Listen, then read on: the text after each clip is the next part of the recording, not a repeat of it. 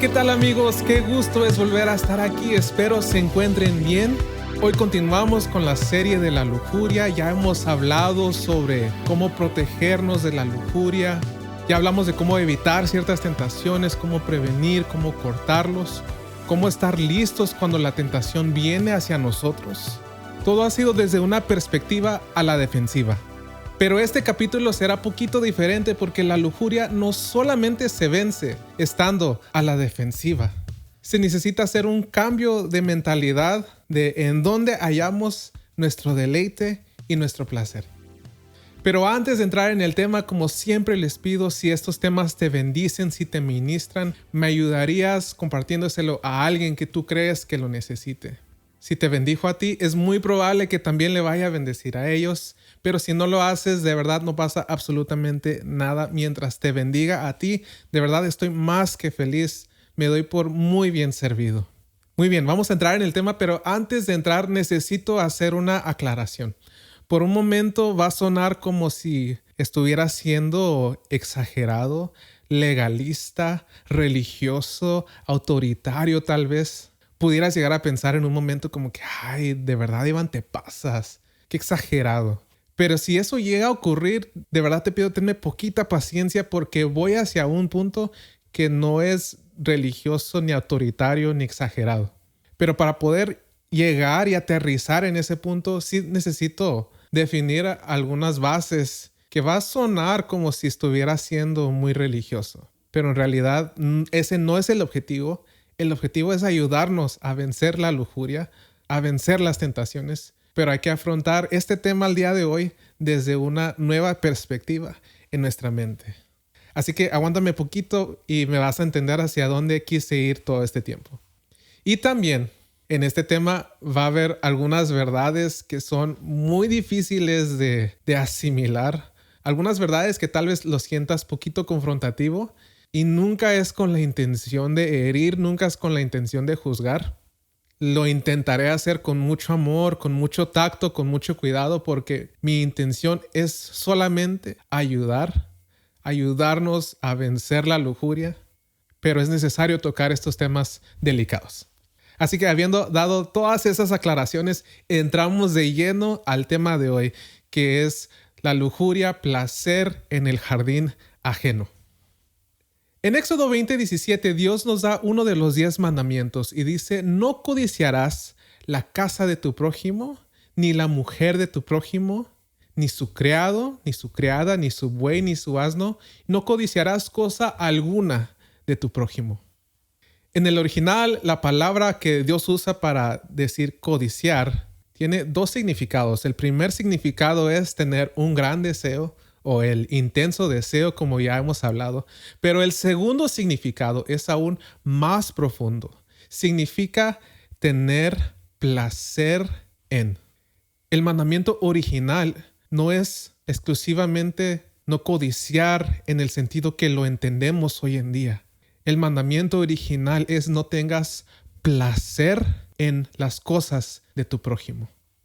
A lo que se refiere cuando dicen no codiciarás su casa, su buey, su asno, sus siervos.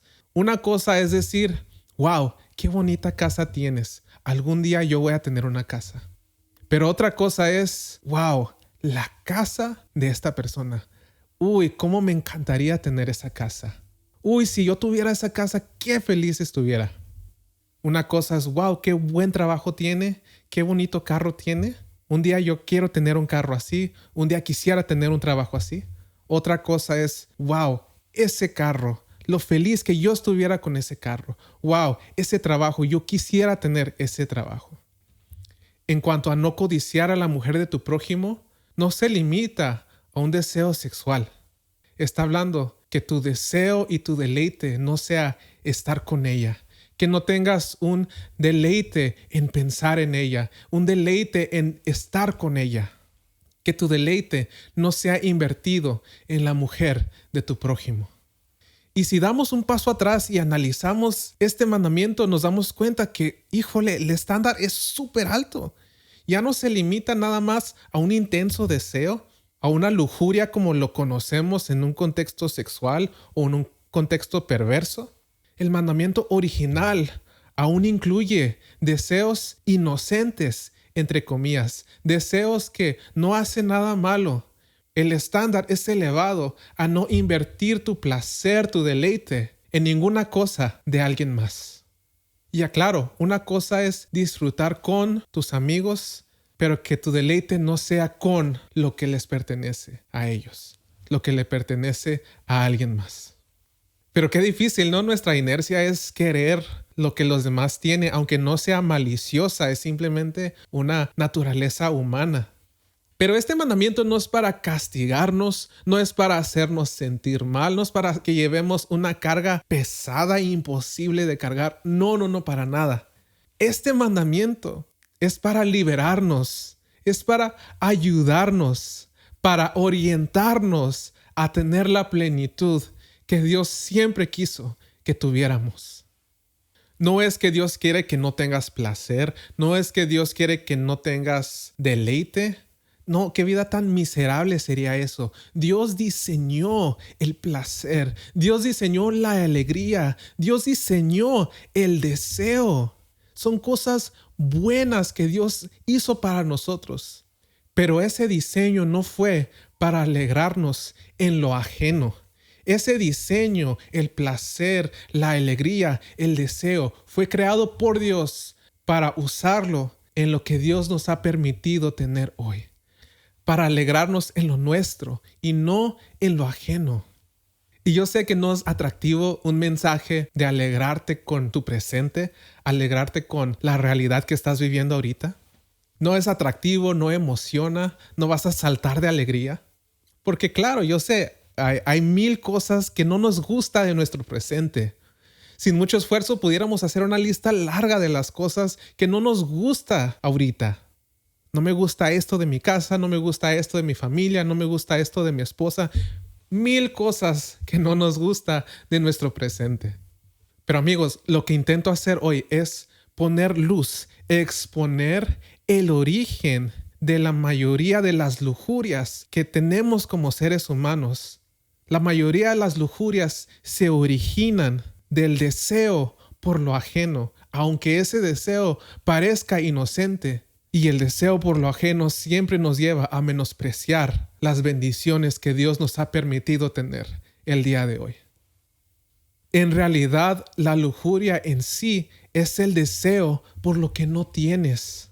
Porque lo que tienes ahorita no te hace feliz. No te llena. Necesitas más. Pero si me permites, necesito hacerte una pregunta que necesito que seas completamente sincero. ¿Por qué no es suficiente lo que Dios te ha dado hasta hoy? ¿Por qué no es suficiente lo que tienes en casa? ¿Por qué tu familia no es suficiente? ¿Por qué tu esposa no es suficiente? ¿Por qué todas las bendiciones que Dios te ha dado no es suficiente para ti? ¿Por qué tienes que buscar afuera, en lo ajeno, tu plenitud, cuando Dios te ha dado tantas bendiciones que ya son tuyas? El buscar placer en lo ajeno es una trampa. Dios nos revela en este mandamiento que un secreto de la felicidad es hallar placer en tu propia casa, en tu propia familia, en tu propio jardín. Pero nuestra inercia es resaltar los defectos de nuestro jardín y resaltar las virtudes de lo ajeno.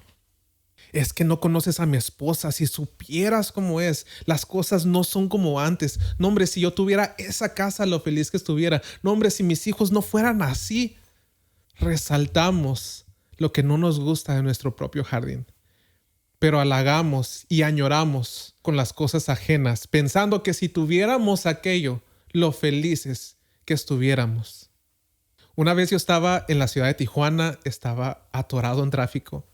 Y conducía un carro bonito, era un muy buen carro.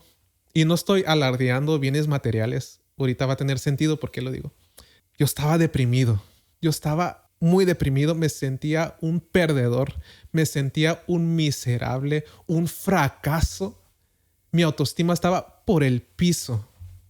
Deprimido dentro de ese buen y bonito carro, atorado en tráfico.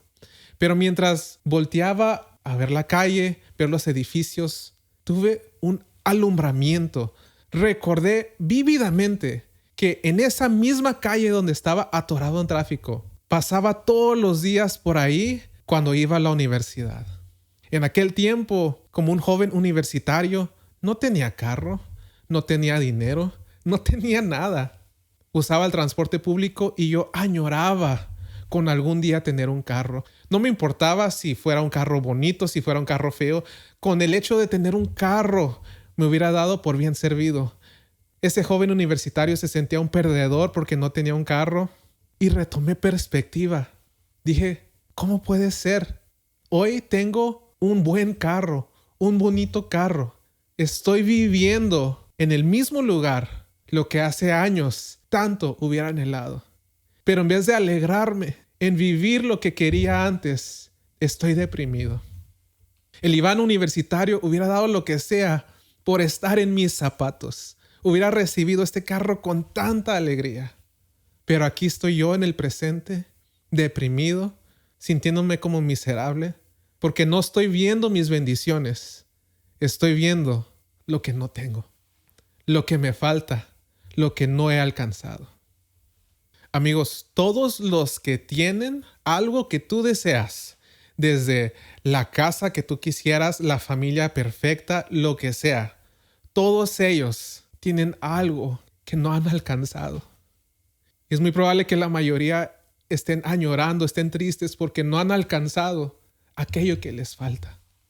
Tú dices, no puede ser. Si yo tuviera esa casa, si tuviera esa familia, si tuviera esa cosa, yo nunca estaría triste. Te puedo decir una verdad que es difícil de asimilar.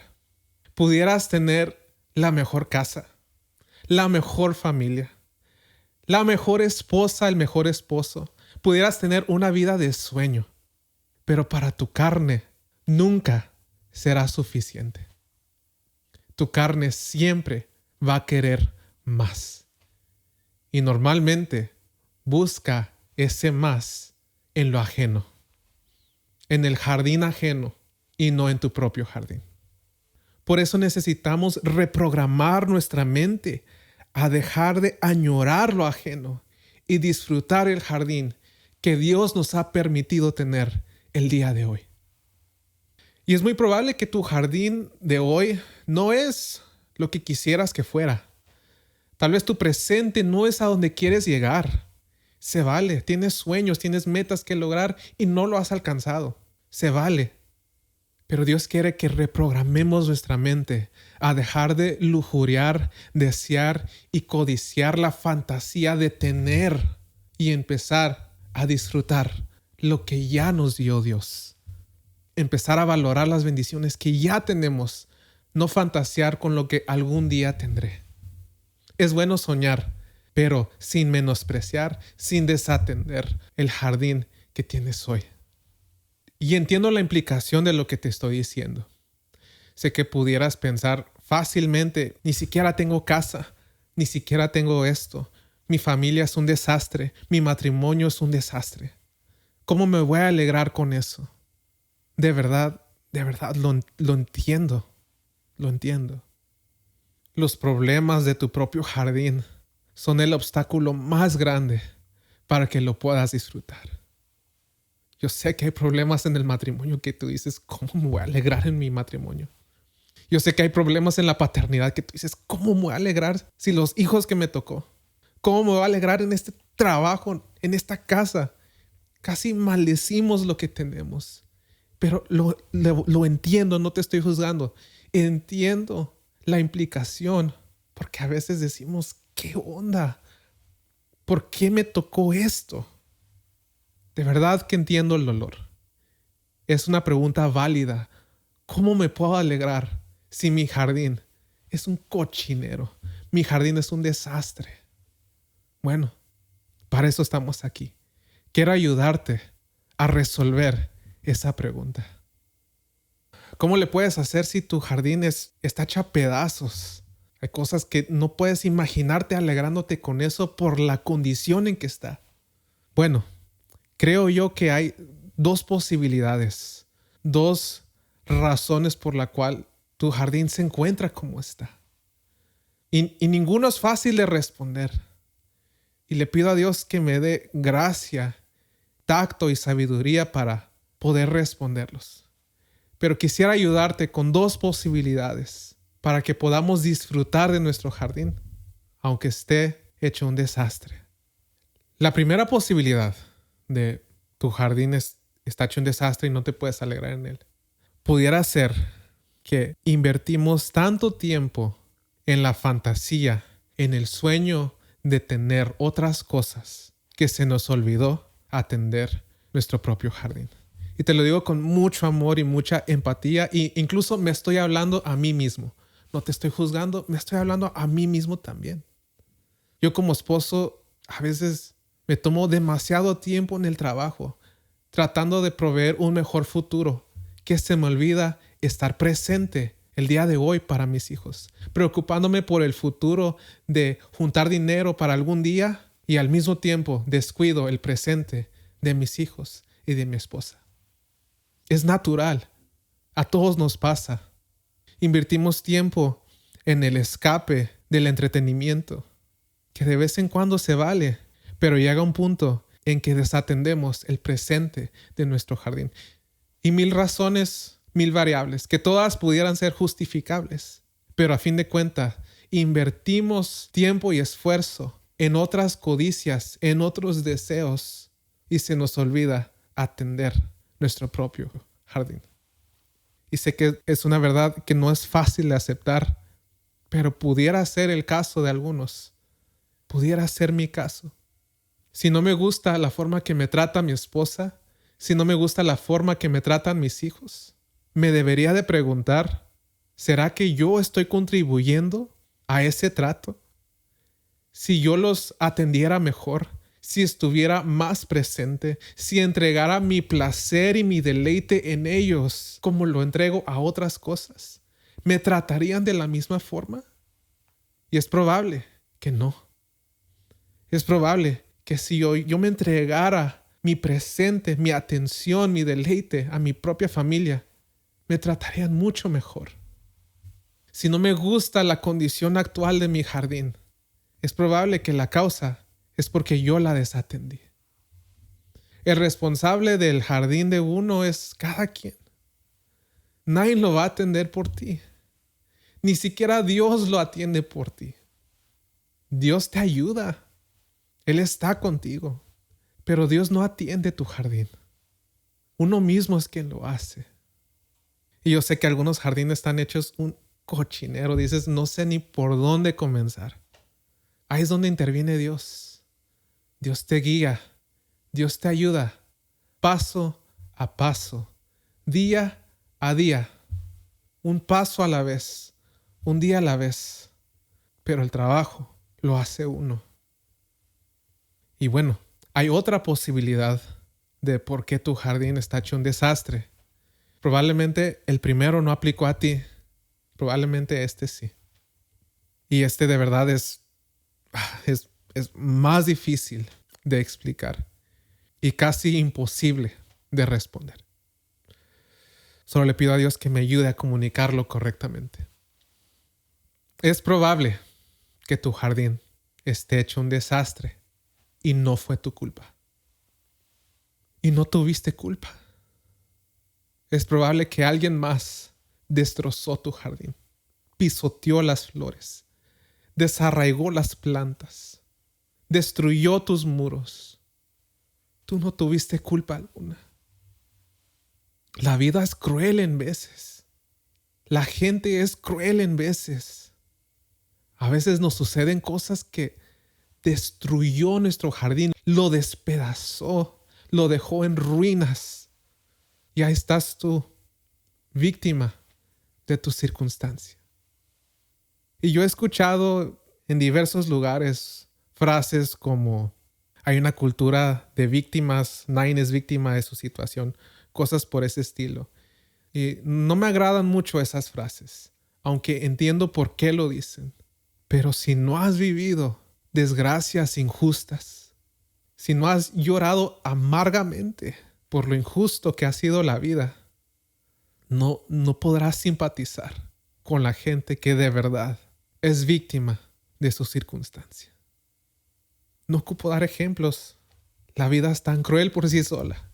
Hay gente tan cruel por sí sola que despedaza nuestro jardín. Y muchas veces no tuvimos culpa. Simplemente nos tocó a nosotros. ¿Cómo te alegras en esa situación? Si tu jardín está en ruinas, está bajo escombros. La única respuesta es ahí cuando entra el Espíritu Santo. Él te ayuda a restaurar tu jardín. Hay un verso en Isaías que le habla a los escombros de una ciudad y le dice: alégrense ruinas y escombros, porque Dios ha consolado a su pueblo. La única forma de alegrarte en medio de las ruinas y en medio del escombro es con el consuelo de Dios. Cuando Dios te abraza y te consuela y te dice: aquí estoy. Yo estoy contigo.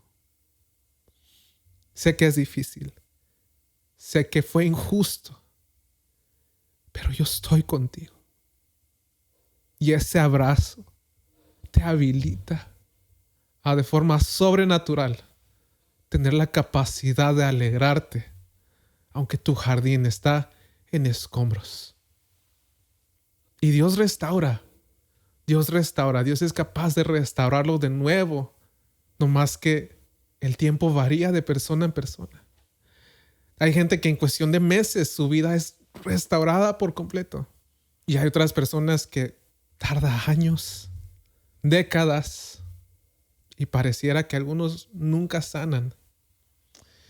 Y no es que sean menos espirituales, no es que sean más débiles, es que todos somos diferentes. Cada situación es diferente. Pero con la ayuda del Espíritu Santo puedes volver a alegrarte en tu propio jardín.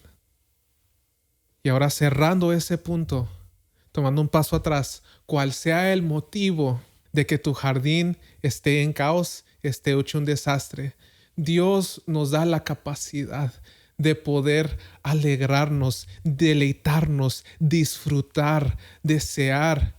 Y por supuesto, el deseo sexual es parte de lo que Dios creó, pero dentro del contexto de tu propio pozo, tu propio matrimonio, el deleite, la alegría. Dios lo creó en el contexto de tu propio jardín, tu propia familia, tu propia casa.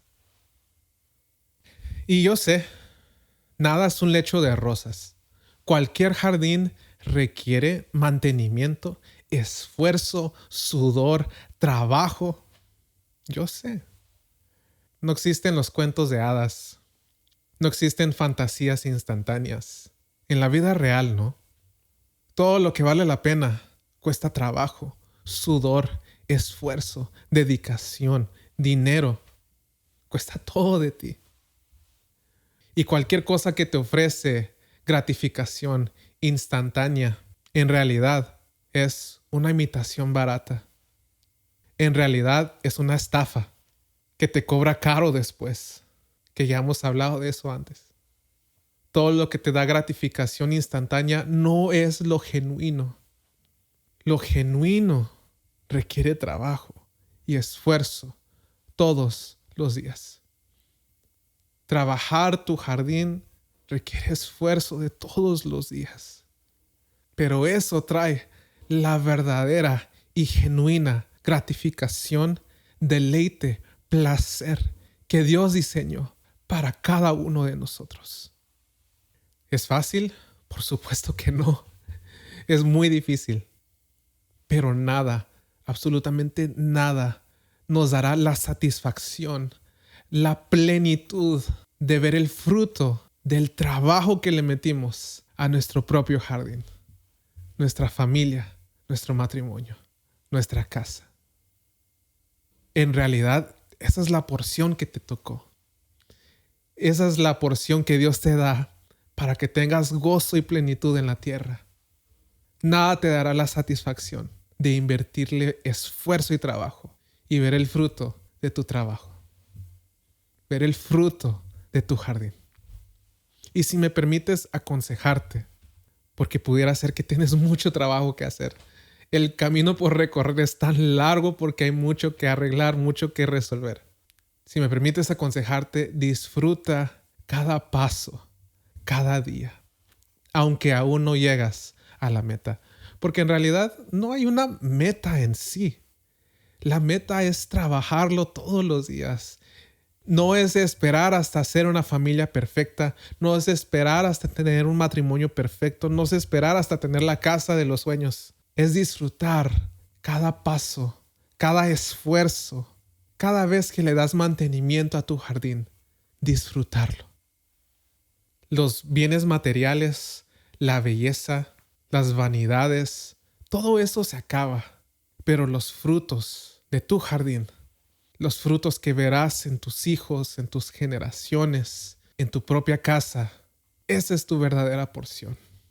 Esa es tu plenitud. Eclesiastés 2:24 dijo el hombre más sabio del mundo, que no hay nada mejor que disfrutar de la comida, la bebida y encontrar satisfacción en el trabajo que has hecho y que esto proviene de la mano de Dios. La satisfacción, la plenitud de trabajar en tu propio jardín es una bendición que viene directamente de la mano de Dios para saciar tu vida y llenarte de alegría. No en lo ajeno, sino en tu propio jardín. Pero amigos, ahí no termina todo. Queda un tema más por hablar. En el siguiente capítulo vamos a hablar de cómo cortarle la cabeza de una vez por todas a la lujuria. Vamos a cerrar con todo en el próximo capítulo. Pero hasta entonces, te mando un fuerte abrazo. Nos vemos.